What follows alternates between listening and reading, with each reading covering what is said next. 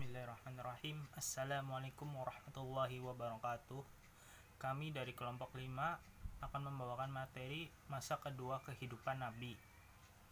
Yang pertama, saya akan menjelaskan tentang orang pertama yang beriman. Bismillah, saya akan membacakan kitab Khulasatul Nurul Yakin bab Awalu Mu'minin. Awalu man amana bihi minan nisa'i Khadijah wa kanat ta'taqidu sidqa risalati lima dhahara laha minal alamati dallati ala nubuwati mundu syafratihi ma'a khadimiha Maisyarah. Perempuan yang pertama beriman kepada Nabi ialah Siti Khadijah. Ia betul-betul percaya kepada kebenaran Nabi tatkala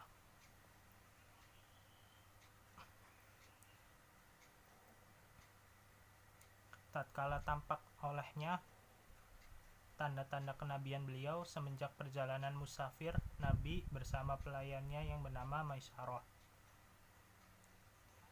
Wa awwalu man amana bihi minar rijali Abu Bakar Siddiqu wa kana shadiqatu qabla ba'tihi wa lam ya'had alaihi kadiba wa Zaidu ibnu Harithah wa kana mamlukan Nabi sallallahu alaihi wasallam fa'aqtaqahu. Orang laki-laki yang pertama-tama beriman pada Nabi ialah Abu Bakar As-Siddiq. Sebelum beliau menjadi Nabi, ia adalah sahabat terdekat Nabi dan tidak pernah beliau dapati ia berdusta. Yang kedua ialah Zaid bin Harithah, seorang budak Nabi lalu dimerdekakan oleh beliau.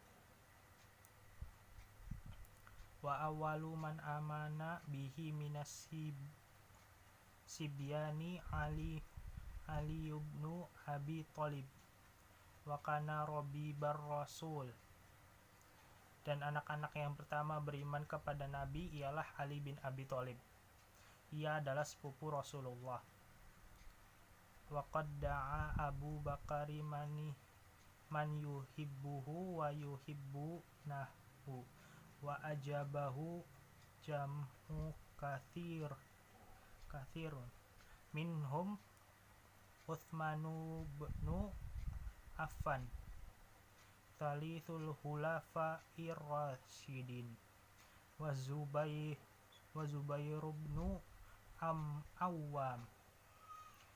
Abu Bakar juga mengajak orang-orang yang ia cintai dan mereka cintai kepadanya. Ada banyak orang yang mau mengikuti ajakannya. Di antara mereka ialah Utsman bin Affan, khalifah ketiga dari Khulafa Rasyidin, dan Zubair bin Awam. Terdapat 5 orang yang pertama kali beriman.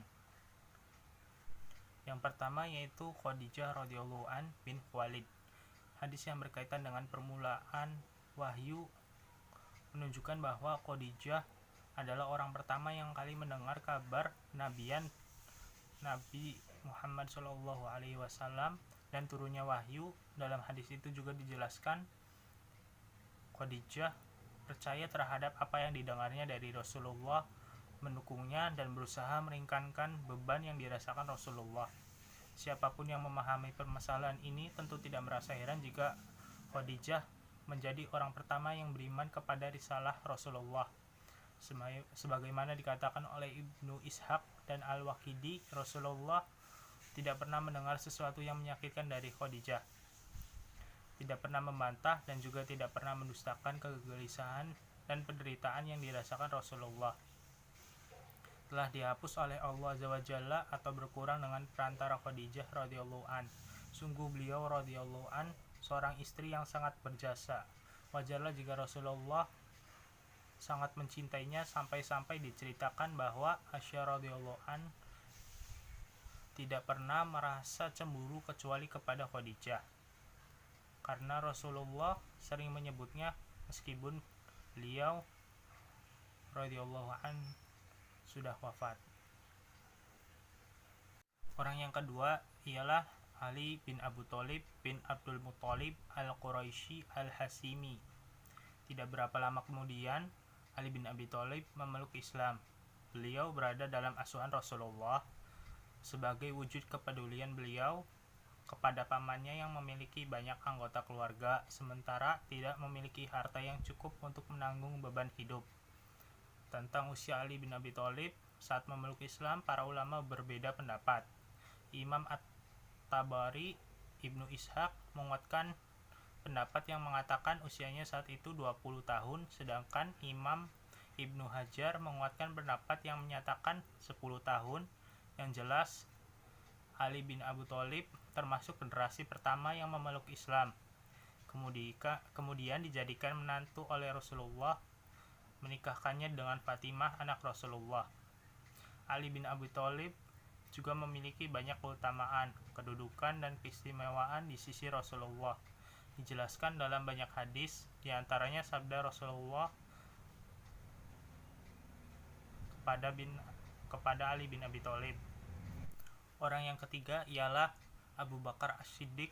Dia bernama Abdullah bin Utsman, terkenal dengan nama Abu Quhafa At-Taimi, berasal dari Bani Taim bin Murrah. Dialah laki-laki dewasa merdeka yang pertama kali masuk Islam sekaligus sebagai pendukung Rasulullah pertama.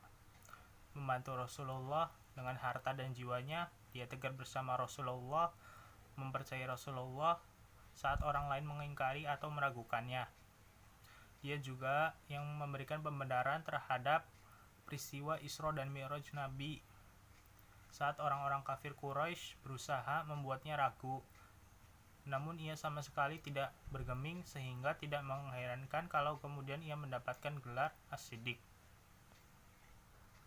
Orang yang keempat ialah Zaid bin Harithah. Dia merupakan orang yang pertama kali masuk Islam dari kalangan budak yang sudah merdeka. Berasal dari suku Al-Qalb.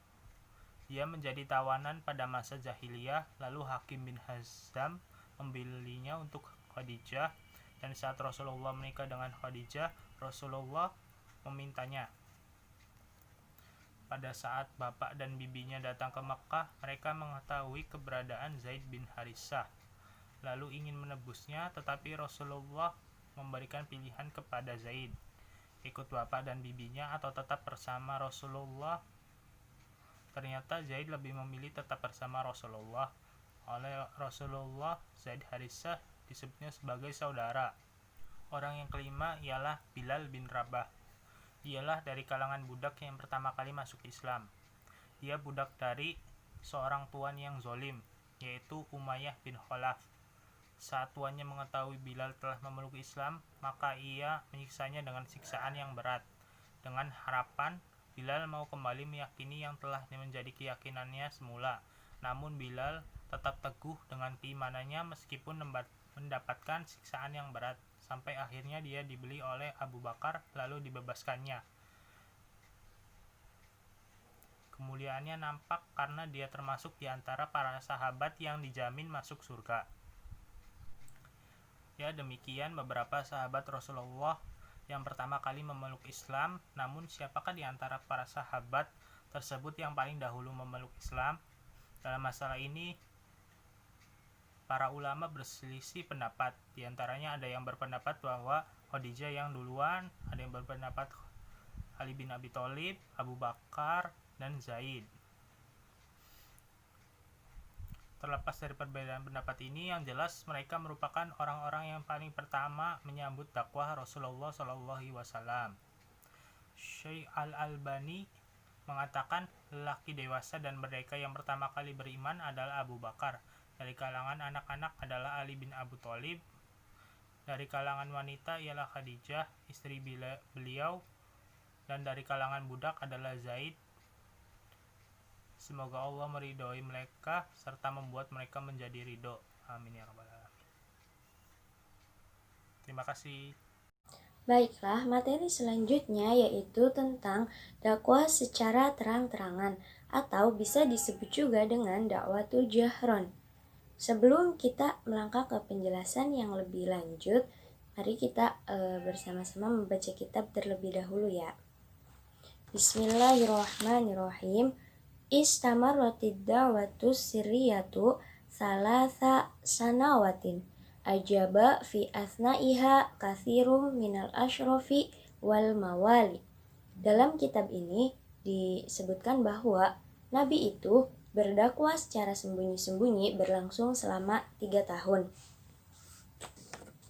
Selama itu pula para bangsawan dan kalangan pembesar masuk Islam seperti yang sudah dijelaskan oleh Raihan pada materi yang pertama, seperti Abu Bakar, Siti Khadijah, Ali bin Abi Thalib, Zubair bin Awam. Di antaranya beliau-beliau yang sudah masuk Islam pada periode dakwah secara sembunyi-sembunyi.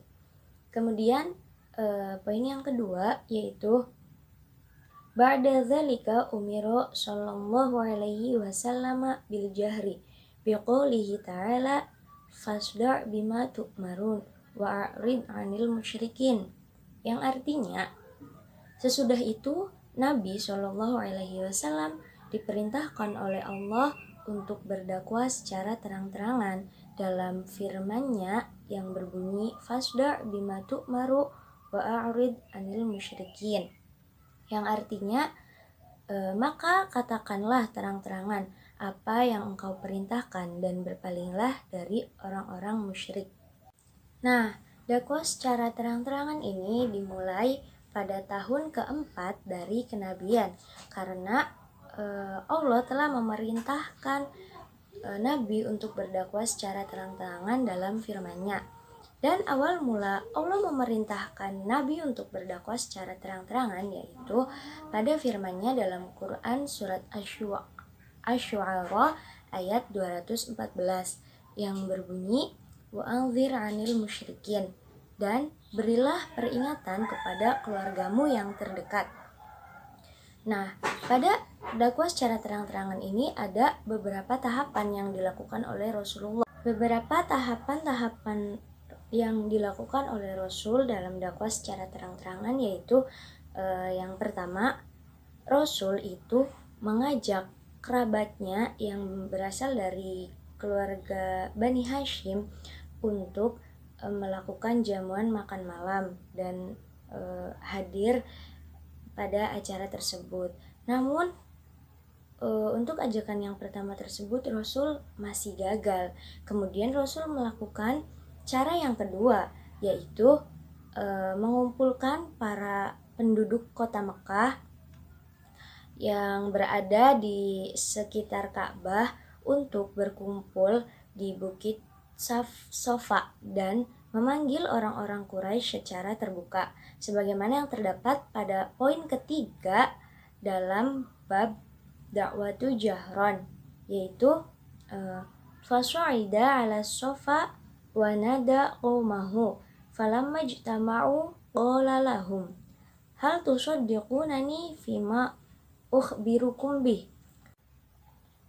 Artinya yaitu kemudian Nabi naik ke atas Bukit Safa dan menyeru kepada kaum beliau. Tatkala semua telah berkumpul, Nabi bertanya, apakah kalian semua membenarkan tentang apa-apa yang telah aku kabarkan kepada kalian? Mereka semua itu menjawab, faqalu jami'uhum na'am ma jarrabna 'alaika kadziban mundu nash'atika ilal an, yang artinya mereka itu semua menjawab, ya, tidak pernah kami mendapati engkau berdusta dari mulai kecil sampai sekarang. Dan kemudian Nabi bersabda, faqala sallallahu alaihi wasallam, angkidhu anfusakum minan nar, ini nadhiru lakum min adzabin syadid. Rasulullah itu bersabda, lepaskanlah dirimu dari siksaan api neraka. Sesungguhnya aku adalah orang yang menyampaikan sebuah ancaman azab yang sangat pedih kepada kamu. Pada perkumpulan di Bukit Safa ini, di saat mayoritas penduduk Mekah telah menerima apa yang disampaikan oleh Rasul, maka di situ pula salah satu keluarga beliau masih ada yang menentang, yaitu pamannya sendiri. Siapa? dia adalah Abu Lahab. Beliau masih menentang di saat semua orang sudah mempercayai Nabi. Di sini dijelaskan pada poin keempat, yaitu faqala lahu ammuhu Abu Lahab tabban laka ya Muhammad alihadza jama'tana fa'anzalallahu fi haqqihi suratul Lahab tabbat yada abi lahabi wa tab ila akhirih. Artinya Abu Lahab paman beliau itu berkata kepada beliau, celakalah engkau hai Muhammad, apakah engkau mengumpulkan mereka ini hanya untuk seperti ini saja? Lalu setelah Abu Lahab seperti itu, Allah langsung menurunkan firman-Nya kepada Nabi Muhammad SAW, yaitu berupa surat Al-Lahab. Kemudian yang artinya itu, binasalah kedua tangan Abu Lahab dan benar-benar binasa dia.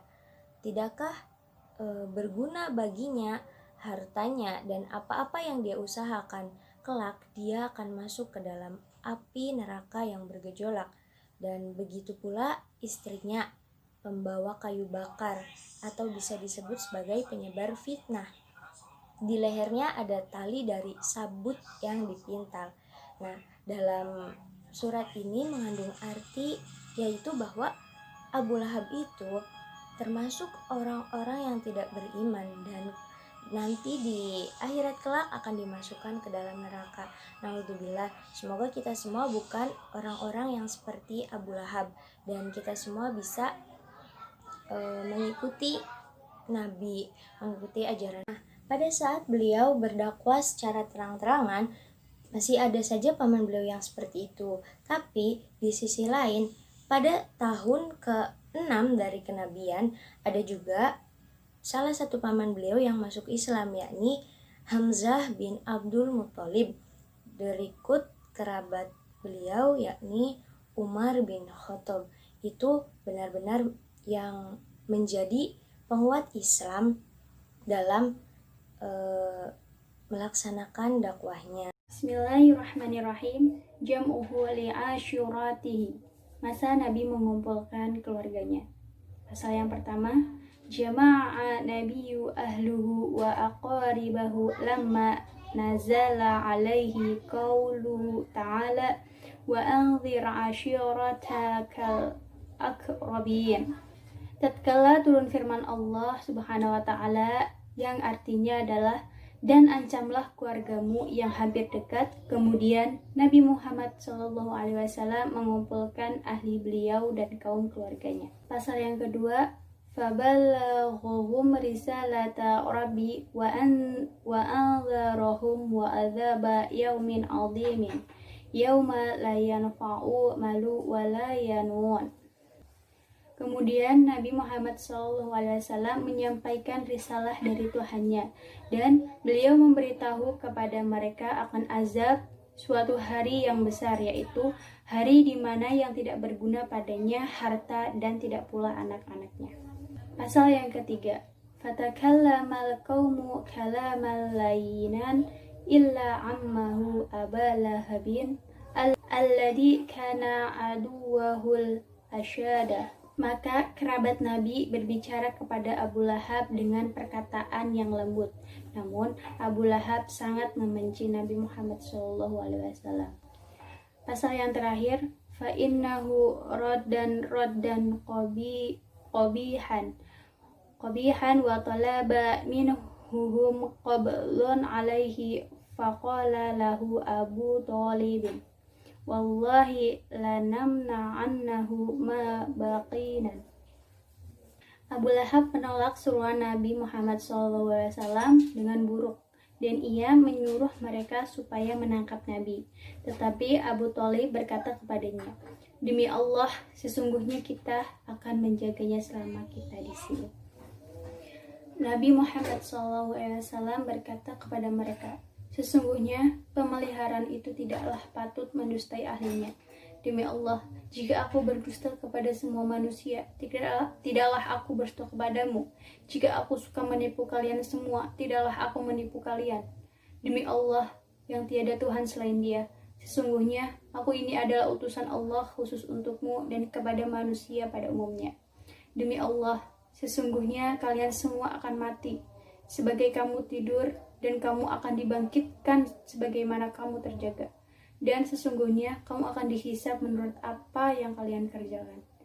Dibalas kebaikan dengan kebaikan, kejahatan dengan kejahatan, dan sesungguhnya balasan itu adalah syurga selama-lamanya atau neraka selama-lamanya. Ketika turun ayat wa anzir ashiratakal akrabin, beliau Nabi Muhammad SAW mengumpulkan kerabat dan keluarganya untuk menyampaikan wahyu dari Allah. Dan dijawablah ajakan tadi dengan jawaban yang buruk oleh Abu Lahab. Kemudian sesudah Allah Subhanahu wa taala menurunkan ayat fasda bima tu'maru wa 'arid 'anil musyrikin sebagai perintah secara terang-terangan di kalangan bangsa Quraisy, maka dilanjutkan dengan turunnya ayat dari Quran surat Asy-Syu'ara ayat 214 sampai 216 yang berarti, dan berilah peringatan kepada kerabat terdekat, dan hendaklah dirimu kepada orang-orang yang mengikutimu, yaitu orang-orang yang beriman. Jika mereka mendurhakaimu, maka katakanlah, sesungguhnya aku tidak bertanggung jawab terhadap apa yang kamu kerjakan. Ketika turun ayat tersebut, Nabi Muhammad SAW bersabda, wahai orang-orang Quraisy, atau kalimat semisal itu, tebuslah diri kalian dari sisa Allah dengan memurnikan ibadah kepadanya. Aku tidak bisa berbuat apa-apa sedikit pun di hadapan Allah untuk kalian. Wahai Abbas bin Abdul Muttalib, aku tidak bisa berbuat apa-apa sedikit pun di hadapan Allah untukmu. Wahai Sofiyah bibi Rasulullah, aku tidak bisa berbuat apa-apa sedikit pun di hadapan Allah untukmu. Wahai Fatimah putri Rasulullah, mintalah kepadaku harta apa saja yang kau suka. Aku tidak bisa berbuat apa-apa sedikit pun di hadapan Allah untukmu. Hadis riwayat Bukhari dan Muslim. Dakwah Nabi Muhammad SAW secara terang-terangan ini sangat ditentang oleh bangsa Quraisy dengan alasan bahwa mereka tidak dapat meninggalkan agama yang telah mereka warisi dari nenek moyang mereka dan sudah menjadi bagian dari tradisi kehidupan mereka. Pada saat itu Rasulullah SAW mengatakan, mengingatkan mereka akan perlunya membebaskan pikiran dan akal mereka dari belenggu taklid.